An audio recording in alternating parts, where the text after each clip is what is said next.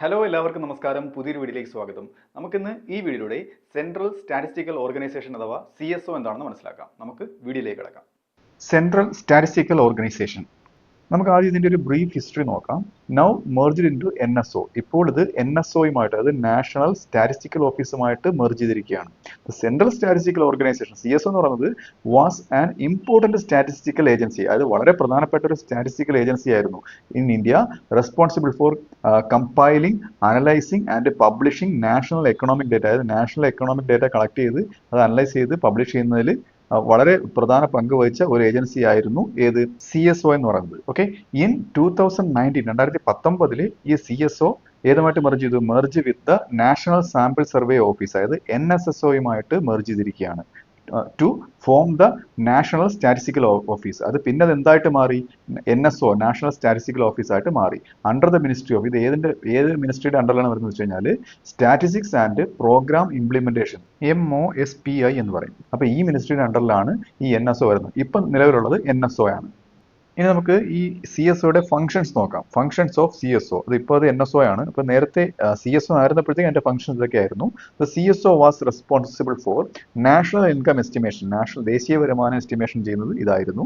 Published India's GDP and GV, അതായത് GDP, gross domestic പ്രോഡക്റ്റും gross value added, ഇത് രണ്ടും പബ്ലിഷ് ചെയ്തു. ആൻഡ് നാഷണൽ അക്കൗണ്ട്സ് ഒക്കെ പബ്ലിഷ് ചെയ്തത് ഈ CSO ആണ്. അടുത്തത് ഇൻഡസ്ട്രിയൽ ആൻഡ് എക്കണോമിക് സ്റ്റാറ്റിസ്റ്റിക്സ്, അത് ഇതിൽ വരുന്നത് collected data on industrial production, അതായത് ഇൻഡസ്ട്രിയൽ വൈസ് ഇന്ത്യ എത്ര ഉൽപ്പന്നങ്ങൾ ഉൽപ്പാദിപ്പിക്കുന്നു എന്ന് അതിന്റെ ഡേറ്റ കളക്ട് ചെയ്തു.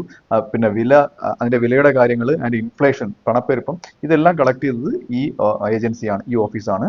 ഇൻഡെക്സ് ഓഫ് ഇൻഡസ്ട്രിയൽ പ്രൊഡക്ഷൻ, അതായത് IIP എന്ന് പറയും. അതായത് ഇതിൽ പേരിൽ തന്നെ ഉണ്ട് measured the growth of manufacturing, അതായത് ഇൻഡസ്ട്രിയൽ പ്രൊഡക്ഷന്റെ ഒരു ഇൻഡെക്സ് ആണ്. അപ്പം അതിൽ മാനുഫാക്ചറിങ്ങിന്റെ ഗ്രോത്ത് വരും, എത്ര ഉൽപ്പന്നങ്ങൾ ഉണ്ടാക്കുന്നു അതിന്റെ ഗ്രോത്ത് എത്രയാണ്, അതിന്റെ ഒരു കണക്ക് വരും. മൈനിങ് എത്രയാണെന്ന് വരും. ആൻഡ് ഇലക്ട്രിസിറ്റി സെക്ടർ, ഇതിന്റെ എല്ലാം കണക്ക് കാൽക്കുലേറ്റ് ചെയ്യുന്നത് ഈ ഏജൻസി ആയിരുന്നു. അടുത്തത് കൺസ്യൂമർ പ്രൈസ് ഇൻഡെക്സ്, CPI എന്ന് പറയും. And wholesale price index, WPI എന്ന് പറയും. അപ്പൊ ഇതൊക്കെ അനലൈസ് ചെയ്യുന്നതും CSO ആയിരുന്നു. ഹെൽപ്ഡ് ട്രാക്ക് ഇൻഫ്ലേഷൻ ട്രെൻഡ്സ്, അപ്പൊ ഇതൊക്കെ എന്തിനെ ഹെൽപ്പ് ചെയ്തു? ഇൻഫ്ലേഷൻ ഉണ്ടാക്കാൻ കാരണമായിട്ടുള്ള ആ ഒരു ഇൻഫ്ലേഷൻ ട്രെൻഡിനെ മനസ്സിലാക്കുന്നതിന് ഇതൊക്കെ സഹായിച്ചു. മറ്റ് ഫംഗ്ഷൻസ് ഇതൊക്കെയായിരുന്നു. Annual survey of industries, ASI, അതായത് it provided insights in to India's manufacturing sector, ഇന്ത്യയുടെ മാനുഫാക്ചറിങ് സെക്ടർ, അതിന്റെ കണക്കുകൾ, അതിനെക്കുറിച്ചൊരു ധാരണ ഇന്ത്യ ഗവൺമെന്റിന് ഉണ്ടാക്കി കൊടുത്തത് ഈ ഒരു സർവേ ആണ്. ഓക്കെ, അടുത്തത് infrastructure and service sector statistics, പേര് തന്നെയുണ്ട്, ഇൻഫ്രാസ്ട്രക്ചർ എത്രയുണ്ടെന്നുള്ള ആ ഒരു കണക്കുകൾ. അത് മാത്രമല്ല സർവീസ് സെക്ടറും കൂടെ. Tracked transport, banking and energy data, ഇതെല്ലാം കളക്ട് ചെയ്തത് ഇതായിരുന്നു, ഈ ഓഫീസായിരുന്നു.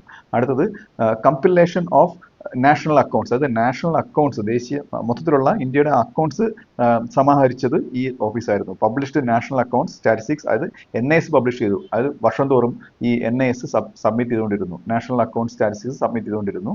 അടുത്തത് കോർഡിനേഷൻ വിത്ത് ഇന്റർനാഷണൽ ഓർഗനൈസേഷൻ, മറ്റ് ഇന്റർനാഷണൽ ഓർഗനൈസേഷനുമായിട്ട് കോർഡിനേറ്റ് ചെയ്തു. എങ്ങനെയാണ്? വർക്ക്ഡ് വിത്ത് UN, യുണൈറ്റഡ് നേഷൻസുമായിട്ട്, IMF-ഉമായിട്ട്, വേൾഡ് ബാങ്ക് ആയിട്ട്. എന്തിനു വേണ്ടിയിട്ടാണ്? ഫോർ ഗ്ലോബൽ സ്റ്റാറ്റിസ്റ്റിക്കൽ സ്റ്റാൻഡേർഡ്, അതായത് ഗ്ലോബൽ ആയിട്ടുള്ള ഒരു സ്റ്റാറ്റിസ്റ്റിക്കൽ സ്റ്റാൻഡേർഡ് നിലനിർത്തുന്നതിന് വേണ്ടിയിട്ടാണ് ഈ ഓർഗനൈസേഷനുമായിട്ടൊക്കെ കോർഡിനേറ്റ് ചെയ്തത്. അടുത്തത് CSO വേഴ്സസ് NSSO, ഇത് രണ്ടും തമ്മിലുള്ള ഒരു ചെറിയ ഡിഫറൻസ് ആണ് പറയാൻ പോകുന്നത്. ഇപ്പോൾ രണ്ടും മെർജായി എന്തായി? NSO ആയി, അങ്ങനെ നേരത്തെ പറഞ്ഞു, അതാണ് ബ്രാക്കറ്റിൽ കൊടുത്തേക്കുന്നത്. CSO focused on macro economic data, macro economic ഡേറ്റയിലാണ് CSO ഫോക്കസ് ചെയ്തത്. അതായത് GDP, ഇൻഫ്ലേഷൻ, ഇൻഡസ്ട്രിയൽ ഗ്രോത്ത്, ഇതൊക്കെ മാക്രോ എക്കണോമിക് ഡേറ്റയാണ്. ഓക്കെ, അടുത്തത് NSSO conducted household survey. അപ്പൊ നേരെ മറിച്ച് NSSO ആണെന്നുണ്ടെങ്കിൽ കൂടുതലും ഹൗസ് ഹോൾഡ് സർവേകളാണ് കണ്ടക്ട് ചെയ്തത്. അൺഎംപ്ലോയ്മെന്റ് എത്രയാണെന്ന് അറിഞ്ഞത്, എത്ര പോവർട്ടി ഉണ്ടെന്ന് അറിഞ്ഞത്, സോഷ്യൽ കണ്ടീഷൻസ് ഒക്കെ അറിഞ്ഞത്, അതൊക്കെ ആ ഡേറ്റയെ കളക്ട് ചെയ്ത് NSSO ആണ്. ഇൻ 2019 നമ്മൾ മനസ്സിലാക്കി both merged to form the national statistical office, NSO, രണ്ടും കൂടെ മെർജ് ചെയ്താണ് NSO ആയി മാറിയത്. ഇനി നമുക്ക് CSOയുടെ പ്രാധാന്യം നോക്കാം. ഇമ്പോർട്ടൻസ് ഓഫ് CSO, അതായത് ഇപ്പോഴത്തെ NSO. Provides accurate data for policy making, policy മേക്കിങ്ങിന് ആക്യുറേറ്റ് ആയിട്ടുള്ള ഡേറ്റ പ്രൊവൈഡ് ചെയ്യുന്നു. ഏതൊക്കെയാണ് പോളിസി മേക്കിംഗ്? ബഡ്ജറ്റുമായിട്ട് ബന്ധപ്പെട്ടുള്ള, എക്കണോമിക് പോളിസീസുമായിട്ട് ബന്ധപ്പെട്ടുള്ള, ഗ്രോത്ത് പ്രൊജക്ഷൻസ്, ഇങ്ങനെയുള്ള പോളിസി മേക്കിങ്ങിന് ആക്യുറേറ്റ് ഡേറ്റ കൊടുക്കുന്നത് CSO ആണ്. അടുത്തത് helps in monitoring inflation and employment trends, അതായത് എംപ്ലോയ്മെന്റ് ട്രെൻഡുകൾ, പിന്നെ ഇൻഫ്ലേഷൻ, ഇങ്ങനെയുള്ള കാര്യങ്ങളൊക്കെ മോണിറ്റർ ചെയ്യുന്നതിന് ഇത് സഹായിക്കുന്നു. അടുത്തത് സപ്പോർട്ട്സ് ബിസിനസ്സസ് ആൻഡ് ഇൻവെസ്റ്റേഴ്സ്. ഈ ബിസിനസ്സുകളെയും ഇൻവെസ്റ്റേഴ്സിനെയും സപ്പോർട്ട് ചെയ്യുന്നു. എങ്ങനെയാണ്? By offering key economic indicators. അതായത് ഇതെല്ലാം മനസ്സിലാക്കി ഡേറ്റ കളക്ട് ചെയ്ത് വെച്ചേക്കല്ലേ, അപ്പം ആ ഒരു കീ ആയിട്ടുള്ള എക്കണോമിക് ഇൻഡിക്കേറ്റേഴ്സ്, അതായത് വില കൂടാൻ പോകുന്നോ കുറയാൻ പോകണോ, അപ്പോൾ ഇതിനൊക്കെയാണ് എക്കണോമിക് കണ്ടീഷൻ എന്ന് ഇവർക്ക് മനസ്സിലാക്കി കൊടുത്ത് ഇവരെ സപ്പോർട്ട് ചെയ്തതും ഈ CSO ആയിരുന്നു. അപ്പോൾ ഈ വീഡിയോ നിങ്ങൾക്ക് മനസ്സിലായെന്ന് വിശ്വസിക്കുന്നു. അടുത്ത വീഡിയോയുടെ മറ്റൊരു വിഷയമായി വീണ്ടും കാണാം.